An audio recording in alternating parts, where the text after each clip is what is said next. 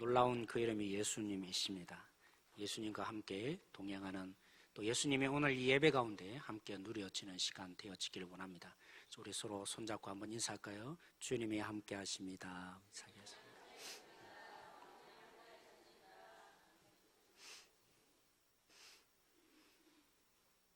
지난주였습니다. 사무실로 어떤 분이 연락이 왔다는 겁니다. 제 전화번호를 꼭 알고 싶다. 처음에는 어떤 분인지 이름을 듣고도 제가 알 수가 없었습니다. 알고 보니까 제가 옛날 교회 사역했던 교회의 장로님이셨습니다. 참 이상하잖아요. 장로님이면 제가 이름을 기억할 만한 한데도 저에게는 은사가 하나 있습니다. 이름을 쉽게 까먹는 은사가 있습니다. 제 목회 철학은 그렇습니다. 다른 교회를 떠나오면 절대로 관계하지 않는다. 왜냐하면 제가 부교역자 생활을 오래 해보니까요, 그렇더라고요. 평상시에는 그렇게 달갑지 않은 분들도 떠나고 나면 귀하게 여기더라고요. 그러면 문제가 하나 생기죠. 다음 사역자가 오면 늘 그 그림자 얘기를 하니까, 그래서 제가 결단을 했습니다. 전화번호를 다 지우고 아무 이름도 나는 기억하지 않는다. 그래서 하나님이 저에게 은혜를 주신 것 같아요. 이름을 기억하지 않는 은혜. 그래서 제 핸드폰에는 지난번 사역했던 교회의 성도들, 장로님 이름이 거의 없습니다. 물론 한두 번 있지만 제가 연락을 하지 않습니다. 누구 때문에요? 다음 사역자를 위해서, 그분과 주님을 더욱더 만나는 관계에 되라고. 그런데 참 이상했습니다. 이번 주 제가 오늘 이 말씀을 준비하고 있는데 한 아이의 이름이 기억난 것입니다. 제가 그래서 기적이다 라고 했습니다. 14년 전에 그래서 제가 이력서를 한번 봤습니다. 이 친구가 몇 년도에 제가 함께 사역했을까? 14년 전에 이름이 제게 기억이 났습니다. 그 아이는 5살, 제가 유치부 사역할 때 아이였는데 태호라는 아이였습니다. 온 저희 교사와 저와 함께 관심을 기울여야만 했던 문제가 많은 아이, 문제투성이, 문제아이였습니다. 그래서 제가 기억하고 있는지도 모르겠습니다. 알고 보니까 이 문제의 원인은 어디냐면 바로 그 가정의 문제였습니다. 할머니 손에서 자란 거죠. 부모가 없습니다. 그러다 보니까 사랑을 제대로 공급받지 못한 것입니다. 제가 분석을 했습니다. 왜 이렇게 문제를 일으킬까? 태호에게는 이 사랑의 결핍이 얻어내는 가장 효과적인 방법을 고안해낸 것입니다. 어떻게 해요? 말씀을 부리면 관심을 기울여주니까. 말씀만 부리면 선생님들이 안아주고 너 왜 그러냐, 물론 꾸중할 때도 있지만 붙잡은 거죠. 그래서 이 태호에게는 그런 것 같습니다. 야, 그렇구나. 내가 사랑이 결핍되어 있는데 이 사랑을 얻으려면 뭐 하는 거라고요? 말씀을 부리는 것이라고요. 제가 그래서 설교할 때 종종 이 태호는 정반대로 대답했습니다. 제가 묻는 질문에 가장 반대의 대답을 한 친구가 누구였다고요? 태호라는 아이였습니다. 여러분, 이제는 이치적으로 아는 거죠. 사랑받고 싶어서 저런구나. 관심받고 싶어서 저런구나. 사랑하는 성도 여러분, 우리도 다르지 않습니다. 사랑이 결핍되면 그 사랑에 대한 결핍이 관심을 해달라고, 나 좀 바라봐, 이렇게 되는 거죠. 근데 우리는 완벽한 사랑을 받습니까? 우린 그렇지 않습니다. 태호만 사랑에 결핍된 게 아니라 우리 모두는 사실 사람으로부터, 오늘 그죠? 박연철 장로님도 기도해 주신 것처럼 있는 그대로 내 은사 그대로 나를 받아줍니까? 내 색깔 그대로를 인정해 줍니까? 그런 사람 거의 없습니다. 내가 가진 기준으로 다른 사람을 보고 사랑하거나 말거나 평가하는 거죠. 그리고 또한 우리의 말 한마디 속에 사실은 많은 의미가 숨겨져 있는데, 의도가 숨겨져 있는데 그 의도를 파악하고 답변합니까? 아니요. 대부분 우리는 겉으로 드러난 그 말 한마디를 가지고 우리는 서로 평가하는 것 같아요. 의도만 파악하면 좋겠는데, 심지어 그죠? 이 말하는 내 마음의 감정, 그 감정까지 헤아리는 그 동일한 사람 있습니까? 사실은 없어요. 제가 그것 때문에 오랫동안 찾았어요. 나 같은 감정을 헤아릴 그 한 사람이 있을까? 참 우리는 외로운 것 같아요. 인생을 살아보면 살아볼수록 가면 갈수록 사랑에 굶주린 존재로 우리가 사는 거죠. 근데 우리는 뭡니까? 태호 같은 어린아이가 아닌 거죠. 어른입니다. 그래서 테오처럼 직접적으로 나 사랑받고 싶어, 나 관심 기울여줘, 그런 표현하지 않습니다. 우리 나름대로 포장을 합니다. 우리의 이 부족한 사랑에 대해서 난 괜찮다, 충분히 사랑받고 있는 존재다, 나름대로 그저 드러나지 않는, 그럼에도 인정받고 나에게 관심을 기울이도록 사람들이 사랑해 줄 수 있는 이 방법을 그죠 나름대로 포장을 하는 개발을 우리 모두는 사실 하고 있습니다. 어떻게 말입니까? 좋은 방법으로 개발된 것은 칭찬받을 수 있는 열심과 재성과 또 그죠 선행으로 우리는 다른 사람이 인정해 주는 것 얻습니다. 굉장히 좋은 거죠. 사랑받지 못함을 뭘로요? 선행으로 최선의 이 헌신을 보이면 사람들이 인정해 줍니다. 그리고 받아줍니다. 결핍되었던 그 사랑, 그런 방법으로 좋게 표현되면 좋겠는데 대부분 우리는 그렇게 잘 성숙한 사람들이 아닙니다. 우리는 어떻게 합니까? 도움이 안 되잖아요. 연약한 사람들은 나를 채워줄 존재가 아니고 나에게 이 결핍된 부분들을 부어줄 존재가 아니까, 판단이 되니까 약한 자는 어떻게 합니까? 무시하는 거죠. 아, 저 사람은 도움이 안 되는구나, 나의 이 결핍을 채워줄 존재가 아니구나. 그래서 때로는 심하면 힘을 가지고 그를 짓밟기도 하는 것입니다. 그런데 또 정반대로 그죠, 힘 있는 사람들은 어떻게 합니까? 약한데 강하여진 게 아니라 약해져야 되는데 약한 사람 앞에는 강하고 강자 앞에는 어떻게 합니까? 약하여지는 거죠. 대세에 어떻게 하면 내가 인정받을까? 그들이 원하는, 오늘은 이렇게 했다, 내일은 저렇게 했다, 그죠? 좌충우돌하며 긴장하면서 날마다 내가 혹시 이 단체 속에서 내가 외톨이가 되지 않을까? 그래서 그들이 원하는 거, 오늘은 이렇게 해보고 내일은 저렇게 해보는 이 삶으로 그죠? 긴장하고 날마다 이 스트레스 속에 내가 혹시 저들의 인정받지 못할까? 이 단체에 내가 인정받지 못할까? 전전긍긍하며 사는 것이 우리들인 것 같습니다. 근데 오늘 이 본문에 그 주인공이 고스란히 나타납니다. 아니, 주인공이 아니죠. 교회를 괴롭혔던 한 인물, 헤롯이라는 사람이 나타납니다. 여러분, 이 헤롯은 그냥 진짜 이름 헤롯이 아니라 왕 가문을 얘기하는 헤롯인 것입니다. 마치 애굽의 바로가 이름이 아니듯이 헤롯이라는 가문이 있었습니다. 그런데 그 가문의 문제가 뭐냐면 순수 이스라엘의 혈통이 아니었습니다. 그러니까 문제가 있는 거죠. 이 다윗의 가문의 왕족도 아닌 것만이 아니라 이스마엘 출신의 왕족이었던 것입니다. 누구 때문에요? 로마에 잘 순종하고 충성을 다했더니만 로마가 왕족 출신도 아닌 이 헤롯을 이 땅을 다스리라고 해준 거죠. 근데 아버지 헤롯은 선한 일로 이들의 그죠? 자신의 약점, 인정받지 않는 것을 채우고자 노력했습니다. 그래서 이 무너졌던 성전을 스룹바벨이 지었지 않습니까? 돌아온 이 바벨론 사람들이, 바벨론에서 다시 돌아온 이스라엘 백성들이 성전을 지었지만 굉장히 초라했습니다.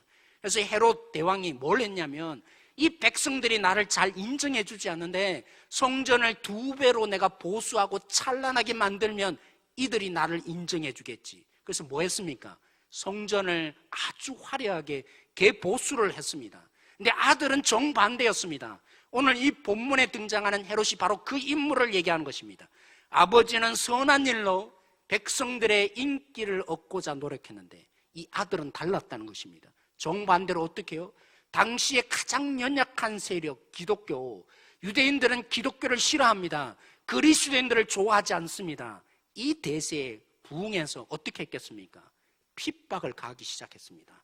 정치적인 자신의 입장을 굳히기 위해서, 그래서 누구를 죽였다고요? 교회의 지도자였던 야고보를 죽였습니다. 근데 가만히 보니까 유대인들이 너무나 좋아하거든요. 반응을 보니까 이제 자기를 왕으로 더 인정해 줄 것 같은 그런 분위기가 흘러간 것입니다. 그래서 뭐 했더라고요? 결국 엄하게 베드로조차도 지금 감옥에 갇혔고 일주일이 지나면 그도 죽임을 당할 이 처지를 당한 것입니다. 헤롯은 굉장히 머리가 뛰어난 것 같습니다. 왜냐하면 언제 이 일을 감행했다고요? 6월절이자 무교절, 온 땅에 흩어졌던 유대인들이 3대 절기에 예루살렘으로 오는데, 그래서 모든 사람들이 다 지켜보는 가운데 그들의 마음을 얻을 수 있는 기회. 베드로를 뭐 하려고 한 것입니까? 감옥에 가두는 정도가 아니라 야고보처럼 죽이고 나면 이제 나를 왕으로 이들이 인정해 주겠지 하는 그 마음이 든 겁니다. 이런 악한 정치적인 일들이 이루어졌는데, 저는 그래서 종종 당회에 얘기합니다. 정치하지 마십시다. 뭔가 우리의 이권을 위해서 이런 일 저런 일 꾸미지 마십시다. 하나님의 뜻대로 하십시다 라는 얘기를 제가 몇 번 한 적이 있습니다. 사랑하는 성도 여러분, 근데 참 놀랍습니다. 이렇게 악한 일이 벌어지고 있는데 정말 그가 자신의 정치적인 야망만을 꿈꾸어서 결국에는 베드로도 죽을 이 위치에 있는데, 하나님이 놀라운 역사를 펼치셨습니다. 그래서 오늘 설교의 제목이기도 한 뭐요? 호련히 은혜. 놀라운 하나님의 이 역사, 이 호련히 은혜가 오늘 여기 이 본문을 통해서 나타났고, 오늘 여러분들에게 이 도전이 오늘 우리에게도 일어나기를 저는 소망하는 것입니다. 첫째, 이 호련히 은혜라고 했을 때 호련히가 무엇을 뜻합니까? 이 부분을 알아야 이 호련히 은혜가 우리 속에 기대되어질 수 있고 우리 모두가 제대로 이 은혜를 받을 수 있을 것입니다. 첫 번째, 이 호련히가 무엇을 뜻합니까? 첫째는 우리로서는 불가능한 상황을 말하는 것입니다. 여러분, 베드로가 어디에 있습니까? 감옥에 갇혀 있는데, 예전에 2번이나 감옥에서 베드로가 풀려났습니다. 그래서 그런지 모르지만 이 헤롯은 그 경험 때문인지 모르지만 아주 놀라운, 도저히 베드로가 그 감옥에서 나오지 못하는 방법으로 베드로를 가두었습니다. 손에 그죠, 이렇게 수갑을 차고 발에 이 수갑을 차는 그런 정도의 방법이 아닙니다. 도저히 빠져나올 수 없도록, 도망치지 못하도록 어떤 방법을 동원했습니까? 4개의 조로 나누었습니다. 그를 지키는 자. 그래서 살펴보면 하루에 몇 시간씩 감당합니까? 6시간. 오늘날도 그죠? 몇 시간 여러분 근무하세요? 8시간으로 법적으로 정해졌는데, 그것도 최근에 정해진 거 아닙니까? 그 당시에 6시간씩 근무를 시킨 겁니다. 피곤하여서, 또 혹시 졸거나 잘못되면 안 되니까, 그래서 베드로가 도망치면 안 되니까, 그래서 4개로 조로 나누었습니다. 그리고 이 4개 조에 몇 명씩 근무합니까? 4명씩 근무시켰습니다. 제가 이렇게 표현했지만, 이렇게 묶이는 것이 당연했지만, 근데 베드로는 2번이나 풀려났으니까 어떤 방법을 동원했습니까? 양옆에 묶이게 했습니다. 누구를요? 그를 지키는 간수, 오른손에 또 한 간수, 왼손에 또 한 간수를 같이 묶어서 감옥에 넣은 것입니다. 베드로가 풀려날 수 있겠어요? 그것뿐만 아니라 2명이 남았잖아요. 다른 2명은요, 그 감옥 바깥에서 날마다 간수하며 지키는 것입니다. 몇 시간 동안요? 6시간. 한 사람이 아니라 2사람이 같이 감시 카메라가 되어서 혹시 풀어서 도망치면 어떻게 하나. 그래서 베드로가 풀려난다는 것은 불가능한 상황입니다.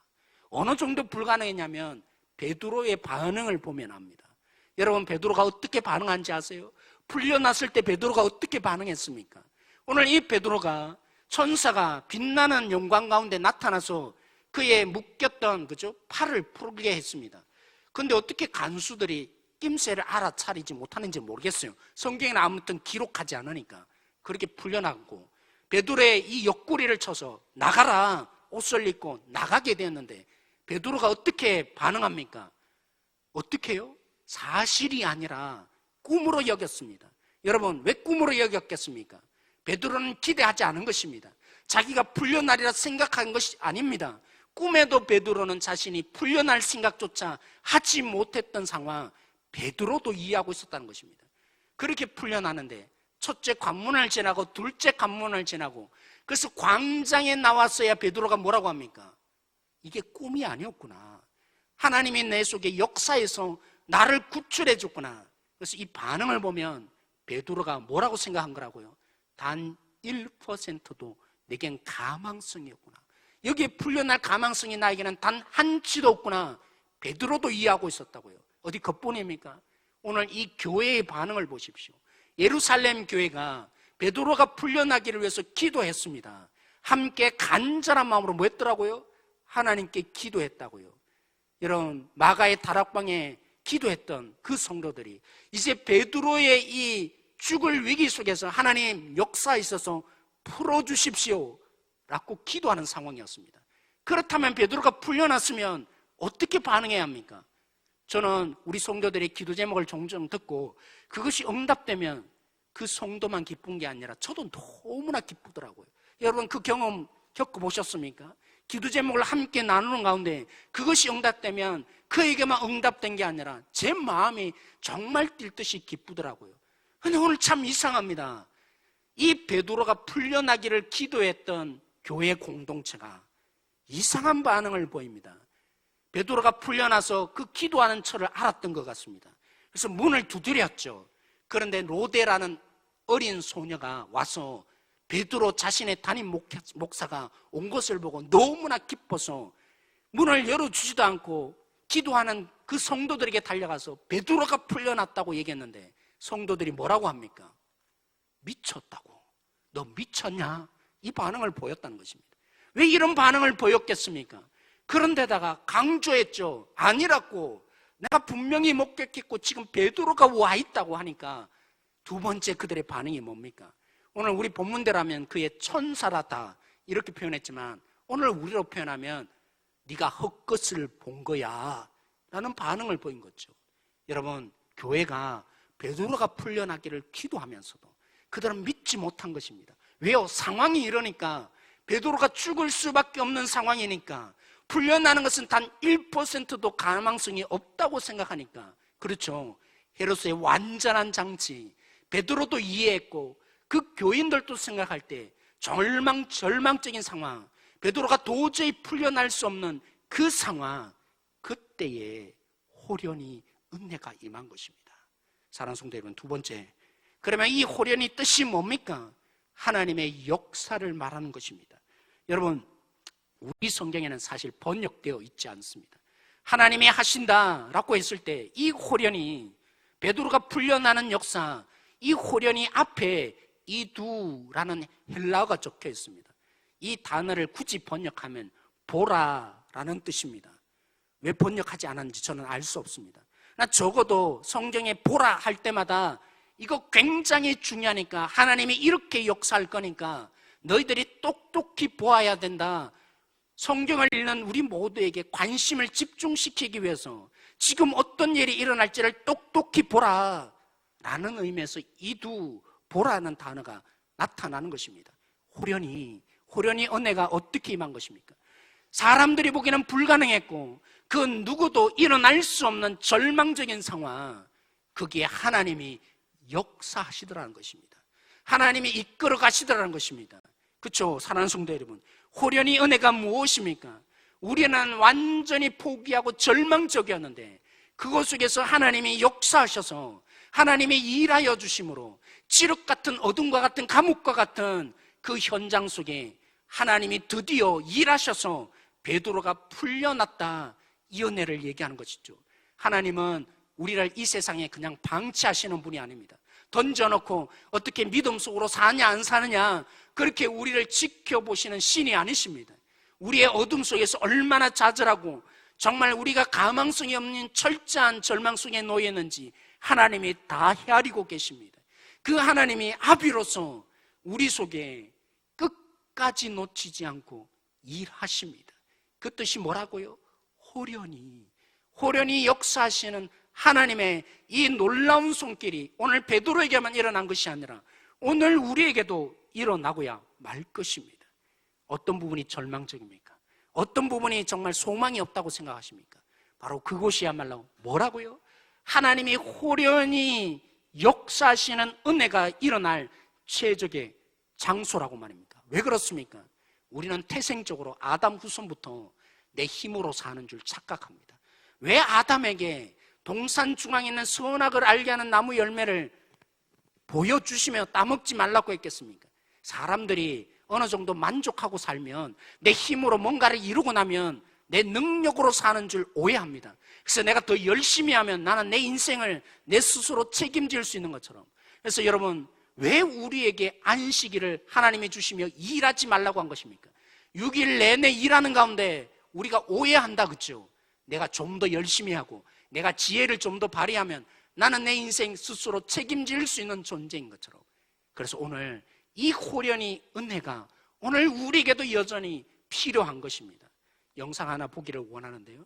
이 영상은 CBS라는 이런 프로그램에 목사님들이 어떤 찬송을 좋아합니까? 그래서 그 사연을 이렇게 얘기한 부분인데 우리 송태근 목사님이 고백한 부분을 함께 보게. 그리고 이제 고등학교 1학년 때 저희 집이 이제 파탄이 왔습니다. 그래서 가족들이 서로 안부도 모른 채 다 흩어졌어요. 그러니까 가족이 해체가 된 거죠. 그런 상황에서 저도 자연히 이제 학교를 자퇴를 하게 됐습니다. 고1 때. 그때부터 손에 기름때 묻히는, 그때 당시는 소위 이제 공돌이라 그랬습니다. 공돌이 생활을 공장에서 험한 일을 하면서 하게 됐죠. 근데 일이 많다 보니까 거의 매일 철야. 몸이 뭐 감당이 안 되죠. 그래서 결국 비용이 와가지고 어느 날 공장에서 조퇴를 허락받아서 이제 저 삼선동 산골짜기 저희 집까지 버스 정류장에서 내려가지고 걸어가는데 식은땀이 비 오듯 오고 걸음조차 걸을 수가 없는 상황에 놓이게 된 거예요. 그래서 비탈길을 집을 향해 올라가다가 의식이 꺼져가는 겁니다. 너무 힘들어가지고 어느 계단에 그냥 주저앉았어요. 산 중턱 어느 계단에. 근데 그 계단이 교회 계단이었어요. 본당 맨 뒷줄 의자에 이제 그냥 누웠죠. 그리고 그냥 거의 혼수 상태로 들어간 거예요.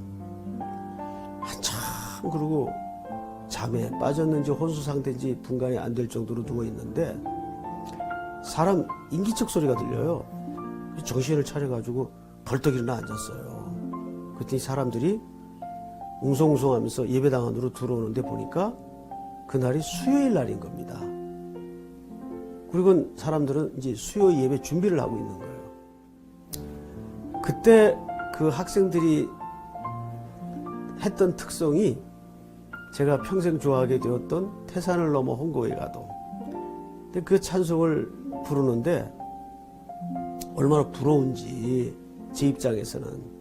저도 지금 학교를 다니면 저 학생들 같은 자리에서 교복을 입고 했을 텐데 그냥 예배당 맨 뒷자리에 깨지지하게 기름때 묻히고 앉아가지고 그 광경을 보니까 인간적으로 굉장히 부럽더라고요.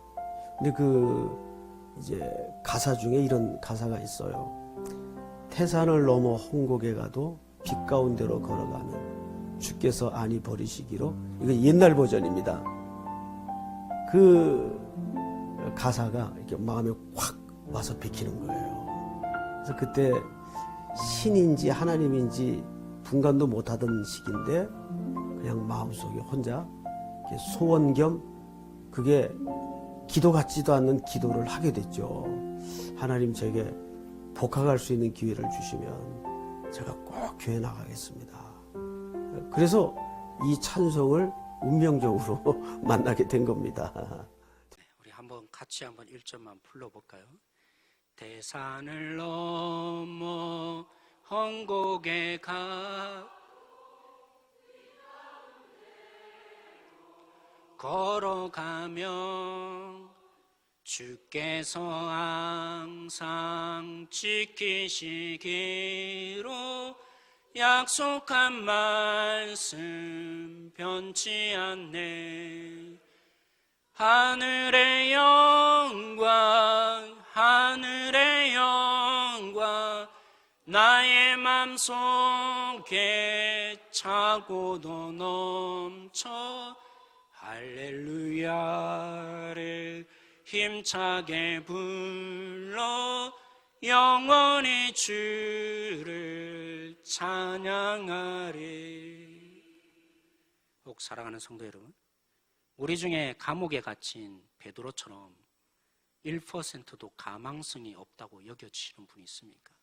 나만이 아니라 다른 사람을 볼 때 저 사람만은 안 되는 것이라고, 저 사람만은 구원받을 수 없는 것이라고 혹시 그런 마음으로 포기하신 분이 있습니까? 그런데 그런 자리야말로 하나님이 가장 효율적으로 확실하게 호련히 은혜를 베풀어 줄 수 있는 자리인 것입니다. 여러분, 정말 기도답지 않잖아요. 아니, 풀려나기를 기도했으면 풀려나면 기뻐해야 될 텐데, 믿지도 않던 교회에 하나님이 역사한 걸 왜 성경은 보여줍니까? 이 교회의 잘못을 왜 보여줍니까? 부끄러운 현실을 왜 보여줍니까? 하나님이 하신다는 거죠. 아무리 부족하더라도 하나님은 우리 가운데 하나님으로서 이 놀라운 역사를 펼쳐주신다는 거죠. 혹시 사랑하는 성도 여러분, 내가 절망적이고 아니 다른 사람, 저 사람은 안 될 거야 라고 그렇게 포기한 부분에 정말 기도답지 않는 기도도 응답하시는 하나님이신데 이 호련히 은혜가 임하길 기도하셔야 하지 않겠습니까?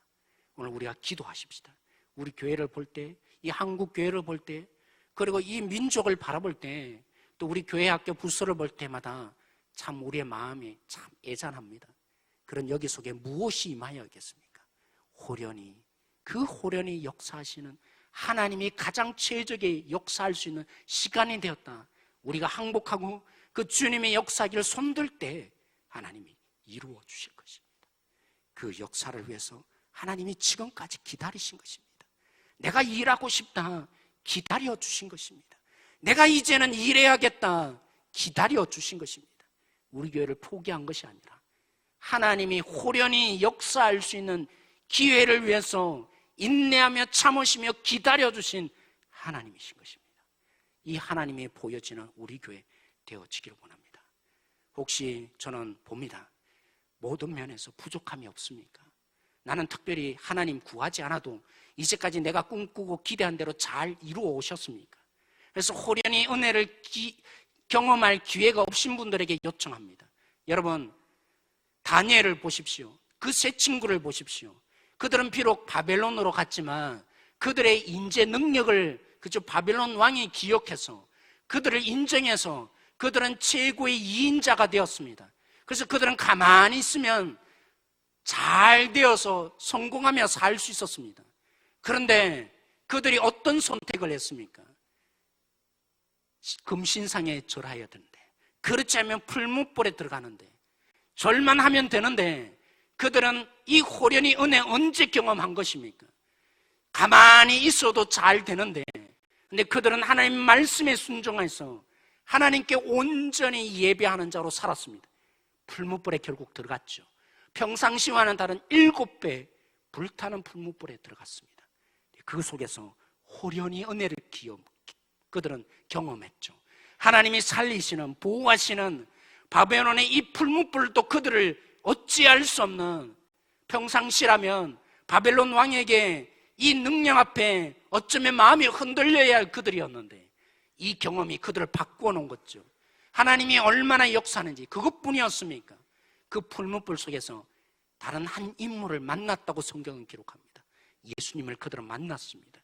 뒤로만 앞으로 오실 그 예수님만 바라본 게 아니라 그들이 그렇게 믿음으로 헌신하는 가운데 이제까지 경험하지 못한 호련히 은혜가 임하여서 살리시는 주님만이 아니라 주님과 함께 뛰노는 역사를 경험했습니다. 여러분, 다니엘이 어땠습니까? 다니엘은 기도해서는 안 되었습니다. 기도하면 사자굴에 던져넣는 위기가 있었는데 가만히 있어서 기도 안 하면 되었습니다. 그런데 하나님의 말씀에 순종하여서 타협하지 않고 그 말씀의 길로 걸어가는 가운데 이제까지는 잘 되었는지 모르지만 하나님의 말씀에 순종함으로, 기도함으로 선택하는 가운데 사자굴에 들어갔습니다. 근데 사자밥이 되었습니까? 아니요. 하나님이 지켜주시는, 하나님이 얼마나 이 사자보다 크신지를, 이 호련한 은혜를 언제 그 다니엘이 경험한 것입니까? 저는 압니다. 우리 성도들이 세상에서 한때 잘 나가시던 분들, 한때 이름이 있었고 결단만 하면, 지혜만 있으면 부족함이 없는 삶을 이제까지 사신 성도들이 참 많다는 거 압니다. 근데 정말 호련히 은혜를 경험해 보신 적이 있습니까? 하나님이 역사하시는 걸 경험해 보신 적이 있습니까? 하나님이 이 사자밥에서도 지켜주시는 은혜를 경험해 보신 적이 있습니까? 우리를 풀무불 가운데도 그 속에서도 건지시고 함께 하시는 주님을 경험해 보신 적이 있습니까? 저는 감히 요청합니다. 우리 성도, 사랑하는 성도 여러분, 풀무불에 던져지는 경험이 있기를 원합니다. 사자밥이 되는 경험이 있기를 원합니다. 뭐함으로요? 하나님 말씀에 순종함으로 우리가 경험할 수 없었던 우리의 이성을 초월하시는 하나님의 세계를 경험할 수 있는 이 호련히 은혜를 누리는 한 성도 한 성도 하나님이 지금 우리를 초대하고 계시는 것입니다. 이 하나님의 놀라운 은혜, 우리 모두가 이제는 말씀대로 살고 말씀대로 교회를 운영하며 말씀대로 우리가 오늘 이 땅에 들어감으로 하나님의 호련한 은혜 경험할 수 있는 한 분 한 분들이 되어지길 소망합니다. 국이 그렇게까지 위험스럽다고요? 그러면 이건 어떻습니까? 우리 고린도전서 1장 22절에서 24절 말씀입니다. 고린도전서 1장 22절에서 24절 말씀 우리 같이 읽도록 하겠습니다. 유대인은 표적을 구하고 헬라인은 지혜를 찾으나 우리는 십자가에 못 박힌 그리스도를 전하니 유대인에게는 거리끼는 것이요 이방인은 미련한 것이로되 오직 부르심을 받은 자에게는 유대인이나 헬라인이나 그리스도는 하나님의 능력이요 하나님의 지혜입니다. 여러분, 유대인이 왜 표적을 구했겠습니까? 그들은 하나님의 뜻을 따르고 싶은 사람들인데 하나님의 뜻이 언제 확정된다고 여기냐면 하늘로서 오는 표적, 하늘로서 오는 이적이 임하면 그건 하나님의 뜻이다 라고 여기는 사람이었습니다. 그런 속에서 보니까 예수님의 십자가에 못 박힌 거 믿을 수 없었습니다. 아니, 나무에 달아 하나님이 죽였는데 이게 무슨 하나님의 뜻이냐고, 하나님이 버린 자가 어떻게 구원자이냐고 그들은 믿지 않았습니다. 십자가의 복음을 믿을 수 없었습니다. 하찮은 것으로 여겼습니다. 아니, 믿어서는 안 되는 것으로 여겼습니다. 헬라인은 어떻습니까? 모든 능력이 어디서 오는 거라고요? 지식에서 오는 줄 알았습니다. 그래서 그들은 새로운 지식, 논리 정연한 지식이야말로 자신들의 힘으로 여겼습니다.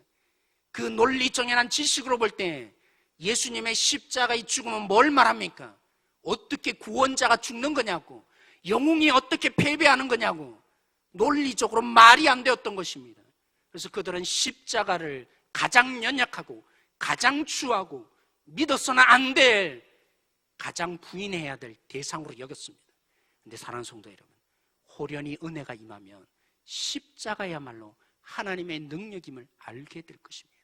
십자가야말로 우리의 소망인 것을 알게 될 것입니다. 십자가가 믿어지는 호련한 은혜가 임하면, 그렇죠? 오늘 우리 속에 내 수준으로 누구 한 사람 사랑할 수 없고 오로지 나만을 위해서 예배 자리에 와서도 은혜를 왜 받으려고 합니까? 나를 위한 거죠. 온통 나 할 사람, 그런 존재가 십자가의 은혜가 믿어지면, 그 호련한 은혜가 임하여지면 십자가가 믿어지는 순간에 나를 탈출합니다. 하나님이 이 땅을 향해서 얼마나 아파하고 힘겨워하는지 그 하나님의 마음으로 기도하는 자로 바뀌는 역사 일어나는 것입니다. 십자가 믿어지는 호련한 은혜가 임하면, 그렇죠? 아무리 탈출하고 싶어도 오락 공고한 사람, 우리의 제대한의 고백이, 교회에 와서 제대한의 고백이 오락 공고한 사람이 우리의 본질이었는데, 죽는 것이 나의 본질인데 죽을 수 없었던 내 자신이 십자가의 은혜가 임하였지면 2000년 전에 이미 예수와 함께 내가 죽었음이 알려지고 그 십자가에 승리한 예수님과 함께 나도 승리할 것이 될 것입니다. 이 복이 임하여지는 놀라운 역사 어디서 일어납니까? 십자가가 믿어지기 시작할 때, 그 십자가가 해답인 것이 알게 되어질 때, 이 호련한 은혜, 도저히 인간적인 방법으로는 믿어질 수도 없고 왜 또 그 얘기를 하느냐고만 생각했던 이 십자가의 복음, 바울이 다른 거 안 전한다고 했던 이 십자가의 놀라운 능력이 믿어지는 하나님의 은혜가 임하여지면, 그렇죠? 우리가 우리 스스로를 지키려고 하니까 날마다 스트레스 받을 수 없었고, 그리고 하나님이 책임짐이 믿어지지 않으니까 결국에는 우리는 어떻게 합니까? 남 탓하고 저 사람 때문에 안 되는 것이라고, 결국에는 그 한 사람을 공동체 안에 죽일 수밖에 없었던 우리들이었는데, 십자가가 믿어지기 시작하는 호련한 은혜가 임하면 하나님이 저절로 맺게 하시는 이 열매가 맺혀지는 놀라운 역사 일어나게 될 것입니다. 오늘 말씀으로 우리 함께 기도하십시다. 불가능한 상황에 역사하시는 이 하나님의 호련한 은혜가 우리 모두에게 필요합니다. 절망적인 존재만 필요한 것이 아니라 1%도 가망성이 없는 존재만 이 호련히 은혜가 필요한 것이 아니라 모든 것을 다 할 수 있어서 조금도 부족함이 없다고 하는 그 지체들에게 오늘 말씀을 증거한 것처럼 하나님께 순종함으로 호련히 은혜가 누려지게 될 것입니다. 십자가가 믿어져서 하나님의 세계를 경험하고 하나님의 마음을 품게 될 것이며 죄에서 승리하며 주님 안에서 맺혀지는, 저절로 맺혀지는 이 열매를 누리게 될 것입니다. 그럼 오늘 이 말씀을 선포한 대로 믿고 우리가 함께 기도하십시다. 절망적인 지체요, 오늘 이 시간 호련한 은혜를 베풀어 달라고 기도하십니다. 하나님의 이 역사를 경험하는 자가 되게 해달라고, 순종하는 은혜를 허락하여 달라고 기도하십니다. 십자가가 믿어지는, 십자가가 왜 해답이라고 하는지 그 은혜가 임하여지는 우리 한 사람 한 사람 되게 하여 달라고, 우리 주여 한번 부르짖고 기도함으로 나가도록 하겠습니다.